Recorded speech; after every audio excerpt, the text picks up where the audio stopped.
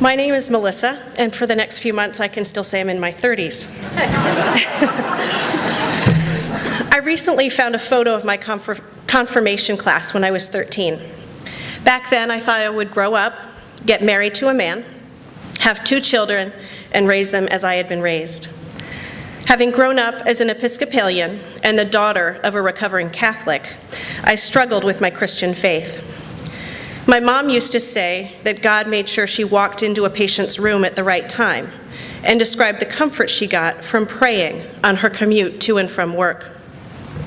Our minister described a moment of faith when a child walked into the church and saw a light-filled vision of Christ on a dark night. Yet to me, it was still a mystery. In college, my closest friends were all born-again Christians who felt that it was their duty to convert me. The New England clapboard church with rows of pews was very formal and cold. Even though I was inside, I felt as if I remained outside the circle, and the church remained dark. In search of another spiritual home, I read the Quran, Buddhist teachings, and attended classes on Judaism. Concepts appealed to me, but I was still not swayed. I had begun walking a road that would eventually help me to find my spiritual home. In a desperate final attempt, my friends introduced me to Elizabeth, prayer warrior, who was nominated to convert me.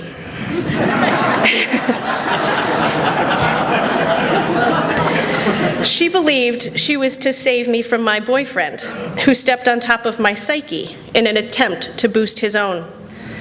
Saving me from him was the task, and converting me was the bonus. Mission accomplished. I was able to see that I deserved to be treated better, and in the process, fell in love with Elizabeth. Suddenly, however, our community of support became just a community of 2. By quoting the Bible, these loving Christians explained, "We cannot be around you because it is no longer safe for our souls."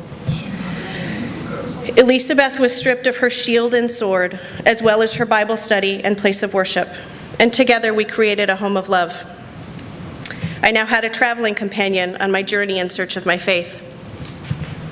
When we moved to California, I attended the Church of Briones East Bay Regional Park. I no longer had to deal with the hypocrisy of the Christians. Nature struck me with awe each Sunday as I watched the seasons change on the hills. My dogs, not welcome in the pews, were very much welcome to bound through the sagebrush and the rust-colored rocks, herding me to make sure I was still tagging along. Having attended a women's college, fallen in love with a woman, and in so doing, fallen out of favor with my father, the concept of a female deity really appealed to me. Perhaps it was the hand of God image in the Sistine Chapel, or the concept of God the Father that did not appeal to me in my youth. Today, I believe that Mother Earth will hold me, nurture me, and encourage me to grow as a woman. I love to dig in the garden and play in the mud by shaping ceramic pots as a tangible connection to the earth. When I first walked in to the Mount Diablo Unitarian Universalist Church, I knew I had found my spiritual home.